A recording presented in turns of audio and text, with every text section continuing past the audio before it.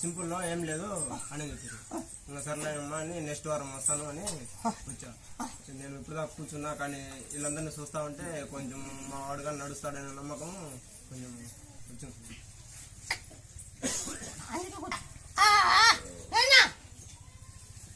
మాటలు కానీ చింతపండు, బెల్లము, జీలకర్ర, ఉప్పు, తేనె అన్ని దంతల దంచి ముద్ద కట్టి పెట్టుకో. దిన పుల్ల పెట్టి ఆ మాట వచ్చేది వండుకోబో.